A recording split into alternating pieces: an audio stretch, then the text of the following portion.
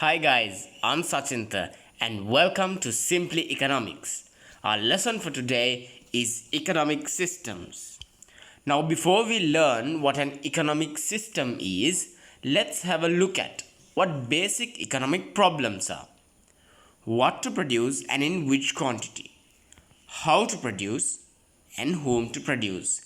These are the three basic economic problems, also known as the problem of resource allocation, the problem of technology, and the problem of distribution methods. Alright, now for example, just think you're cooking. Alright, God bless the person who's gonna eat, but just imagine you're cooking. Alright, and now you have to assume what you are going to cook. You have to find a solution to that problem. Okay, I'm gonna make rice, but for how many people? Alright, for how many people am I gonna keep rice? How am I gonna produce it? Whether it's in the gas stove or in the fire with firewood or whatever. How are you going to make it? And then for whom, after you make it, to whom will you give the rice or whatever? All right, so just imagine you are a cook, all right, and you have to face these three economic problems. Anyone has to face these three economic problems. So now if everyone has to face these economic problems, it is normal, it is human nature to find a collective solution to these problems. All right, so a social mechanism that is developed to solve basic economic problems by an economy is known as an economic system.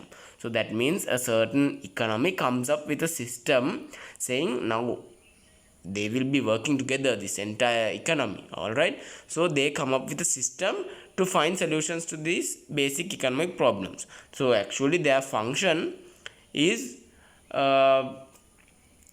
finding solutions to these basic economic problems. That is their function. Okay, so it's, you can define it as the allocative decision, choice of technology decision, which is divided into labor intensively or capital intensive technologies, and then distribution decision.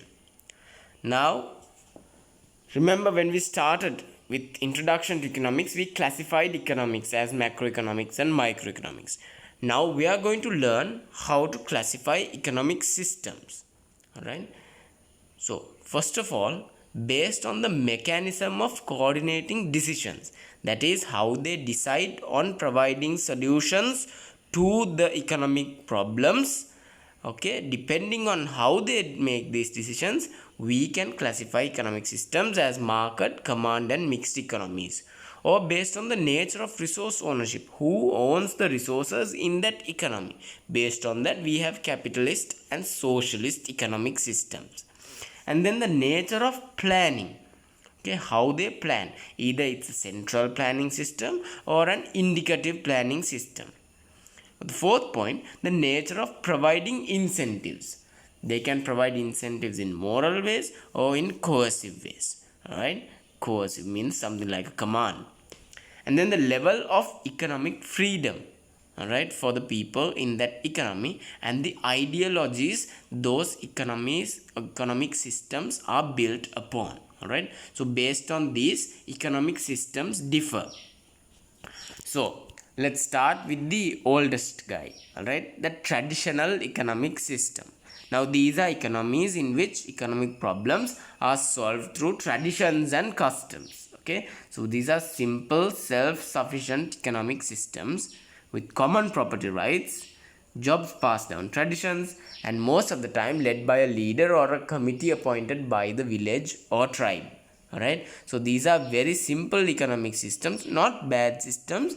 It's perfectly good for those kind of societies, but then in the complex world that we now live in, this cannot help us. Right, so we have come up with some more advanced economic systems, starting with the command economy, also referred to as the central planning system. Now these are extremely simplified definitions that I'll be giving y'all with all the keywords included in them. So jot these definitions down. Alright. So command economy is defined as the economic system which solves basic economic problems through commands issued by a central planning authority and in which property ownership is mostly or fully held by the public sector. Now look at the key points.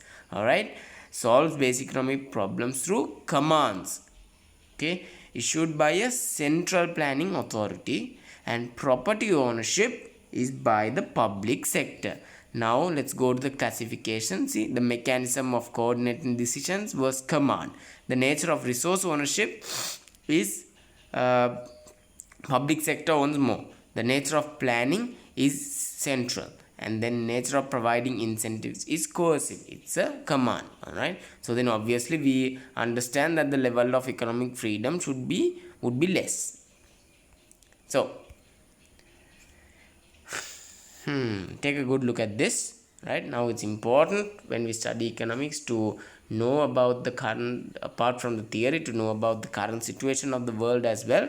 So China, North Korea and Cuba were the biggest command economies, but China is also no longer a command economy. So when you're answering a question based on command economies, you should think about North Korea or Cuba or country like that. Alright, so then it would help you with your answers, trust me. Right, just think of North Korea.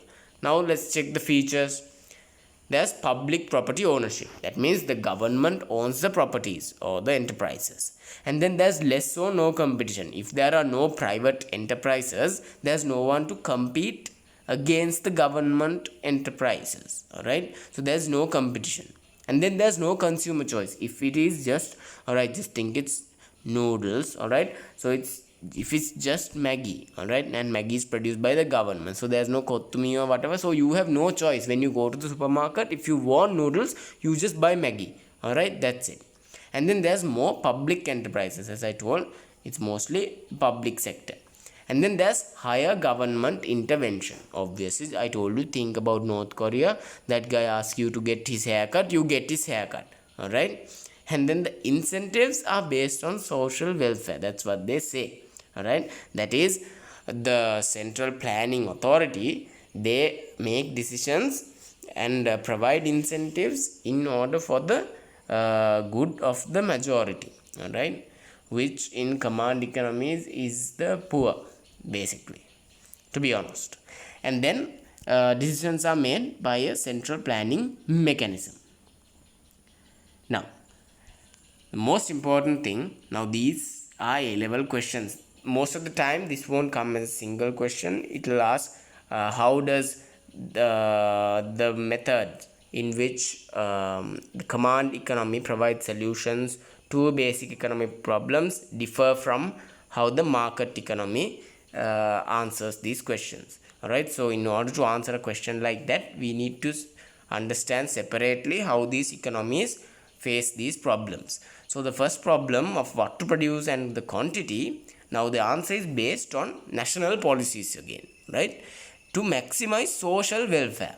That's always a key point in command economies. And then the quantities are based on importance of products based on national policies once again.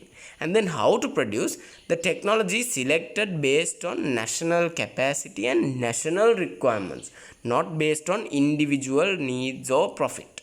Alright, so I told you there's capital incentive and labor intensive. Now using capital might have been cheaper, but if there's a problem like unemployment in the economy at that point, obviously the national requirement would be to use labor intensive production.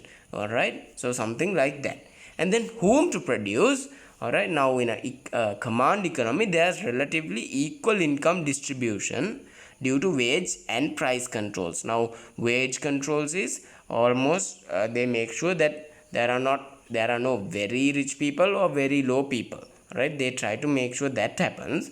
But then also controlling the price of products means luxury products are expensive while necessities are made affordable to the majority. And then let's look at, there's obviously good and bad in anything. Alright, now there's a lot of merits in the command economy in theory, of course. Alright, let's have a look at that.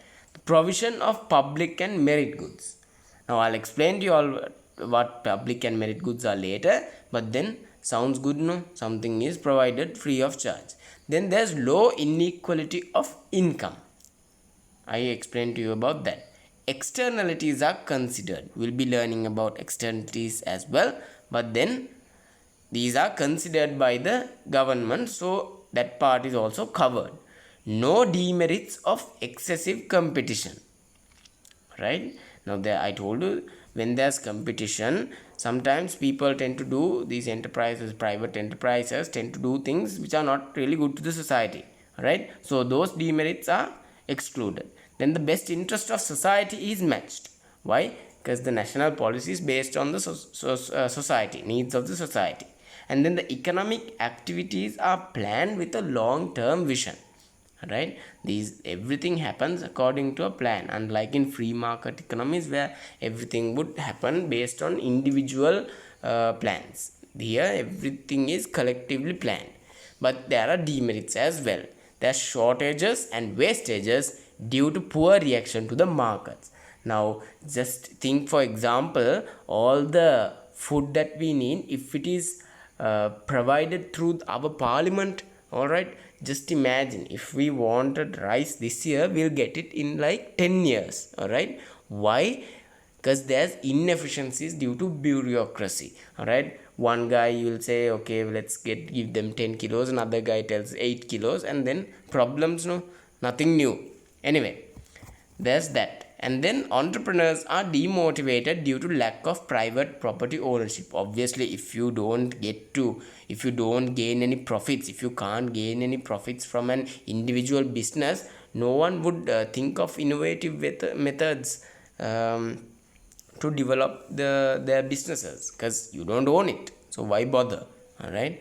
And then the production quality deteriorates due to the lack of competition. I told you it's just the government producing something. So then if it's just Maggi and there's no kottumi, all right, the Maggi guys the noodles will start getting smaller or whatever, but you'll still have to buy that because that's the only thing, and that leads to no freedom of choice. You don't have a choice. What's there, you have to buy.